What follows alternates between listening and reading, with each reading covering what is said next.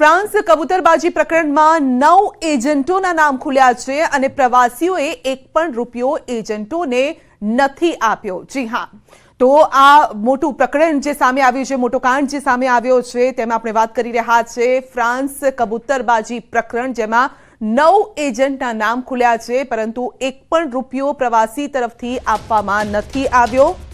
તો સમગ્ર કાંડ પાછળ લોકોના જે નામ સામે આવી રહ્યા છે તે અંગે તપાસ પણ થઈ રહી છે। તો પ્રવાસીઓનો તમામ ખર્ચ ઉપાડ્યાની વિગતો સામે આવી રહી છે।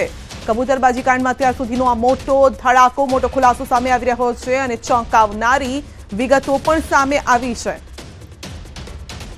તો એક મોટા ઇન્વેસ્ટરનું નામ સામે આવી રહ્યું છે કબૂતરબાજી કાંડમાં અત્યાર સુધીનો આ મોટો ખુલાસો, જેમાં એક મોટા ઇન્વેસ્ટરનું નામ સામે આવી રહ્યું છે, કારણ કે એજન્ટોને જે પણ પ્રવાસી હતા તેમના તરફથી કોઈ પણ રૂપિયો આપવામાં નથી આવ્યો।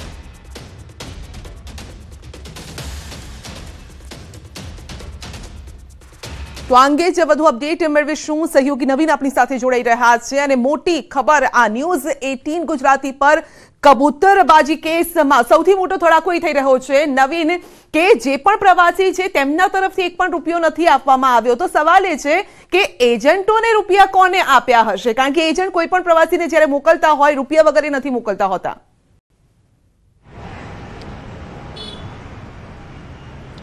સંધ્યા, મોડસ ઓપરેન્ડી એક નવી છે આ વખતે, અને આ વખતે એટલે કે આની પહેલાં એક કે બે વાર આ રીતે લોકોને અમેરિકા મૂકી પણ આપવામાં આવ્યા હોય એ પ્રકારની માહિતી પણ છે, પરંતુ આ કેસમાં જે તપાસમાં સામે આવ્યું છે કે અત્યાર સુધી એક પણ પ્રવાસીઓ એવું નથી કીધું કે અમે પૈસા આપ્યા છે। તમામને એમ કહેવું છે કે ત્યાં પહોંચીને પૈસા આપવાના હતા અને એક ભાગ હતો, પરંતુ જે ટિકિટ છે માત્ર એક બે નહીં પરંતુ 300 લોકોના ટિકિટ, જેમાં 66 ગુજરાતીઓ છે, એ લોકોની ટિકિટ, એ લોકોને જે વિઝા લગાવેલા છે ત્યાંના વિઝાના ફી, એ સિવાય જે અન્ય ખર્ચાઓ છે હોટલમાં રોકાવાના, એ તમામ પૈસા એજન્ટો દ્વારા આપવામાં આવ્યો છે।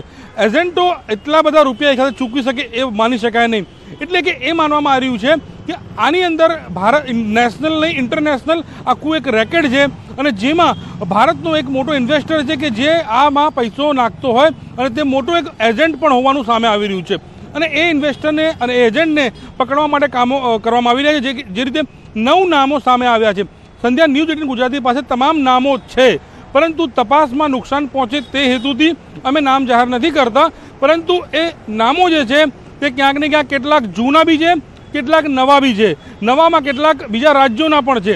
એટલે કહી શકાય કે આખી એક ચેન જે છે તે ચાલી રહી હતી, અને જેમાં આ લોકો જે છે દુબઈ સુધી જે ગયા, દુબઈમાં હોટલમાં રોકાયા તેનો ખર્ચો, અહીંથી જે એ લોકોની ફ્લાઇટની ટિકિટના પૈસા હતા એનો ખર્ચો, ઉપર જે સિક્કા લગાવવામાં આવ્યા છે તે વિઝાના, એ વિઝાની ફી, એ તમામ પ્રકારની જે ખર્ચો છે તે પ્રવાસીઓ નથી આપ્યા। તો પોલીસને પહેલાંથી શંકા હતી કે આની પાછળ એક આખું ચેન છે, અને તે ચેનને તોડવા માટે સીઆઈડી ક્રાઇમ જે છે તેની ટીમો કામ કરી રહી છે। સંધ્યા જી, અચ્છા, જે પ્રવાસી ગયા હતા ક્યાંથી ક્યાં ગયા હતા, કેવી રીતે ગયા હતા? આપ દુબઈની વાત કરી રહ્યા છો, દુબઈ કેટલો સમય રોકાયા હતા, ત્યાંથી કઈ રીતે આગળ તેઓ વધ્યા હતા, આ અંગે શું વિગતો સામે આવી રહી છે?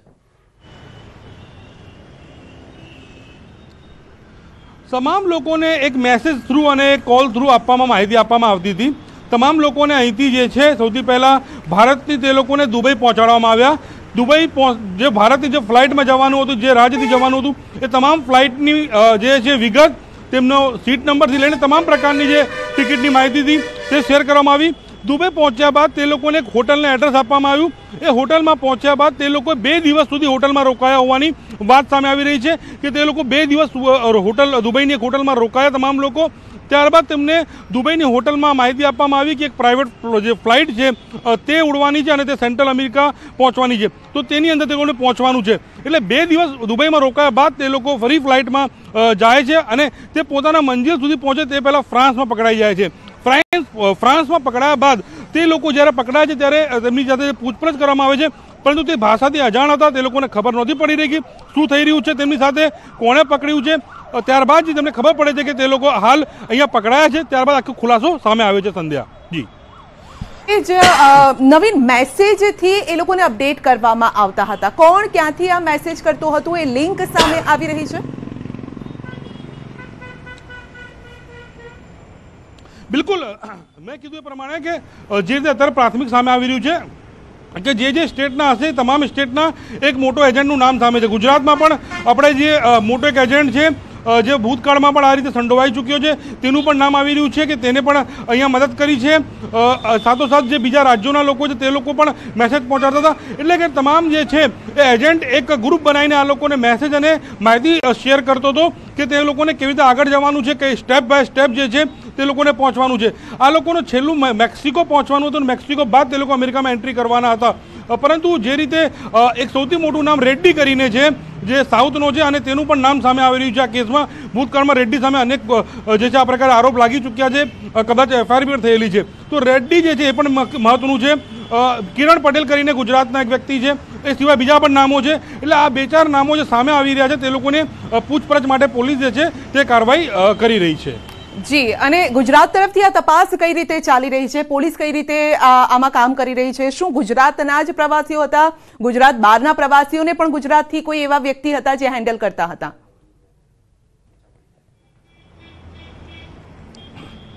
સંધ્યા, અત્યારે જે 66 ગુજરાતીઓ હતા જે આપણા અહીંથી ગયા હતા તે તમામ લોકો પરત આવી ગયા છે.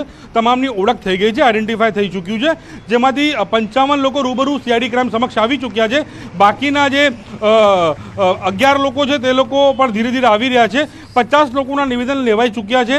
અને હવે જે છે આ પોલીસ જે છે સીઆઈડી ક્રાઇમ થોડીક લાંબી પ્રોસેસ હોય છે, કારણ કે ઇન્ટરનેશનલ માહિતી લેવાની હોય છે તો સીબીઆઈ મારફતે જવું પડશે. એટલે કે જે દુબઈ એમ્બેસી છે અને જે સેન્ટ્રલ અમેરિકાની જે એમ્બેસી છે એમની પાસેથી માહિતી લેવામાં આવી રહી છે. તેમને લખવામાં આવ્યું છે પત્ર અને વાતચીત ચાલી રહી છે.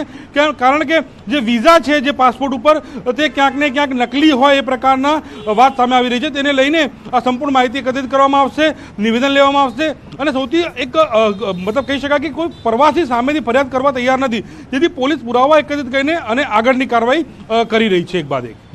જી, નવીન, આપનો આભાર અમારી સાથે જોડાવા બદલ. તો એક્સક્લુઝિવ માહિતી આપ ન્યૂઝ 18 ગુજરાતી પર આ જોઈ રહ્યા છો કે મેસેજથી પ્રવાસીઓને અપડેટ કરાયા હતા. એટલું જ નહીં, પરંતુ એજન્ટોને રૂપિયા પ્રવાસીઓને નતા આપ્યા. એક ઇન્વેસ્ટર છે જે આ લોકોને ત્યાં મોકલ્યા છે, જેણે આ લોકોને મોકલ્યા છે ને તે અંગે તપાસ પણ ચાલી રહી છે. જોકે ન્યૂઝ 18 ગુજરાતી પાસે લિંક મળી છે, પરંતુ તપાસમાં અવરોધ ન થાય તેને લઈને અમે એ નામનો ફોડ પણ નથી પાડી રહ્યા.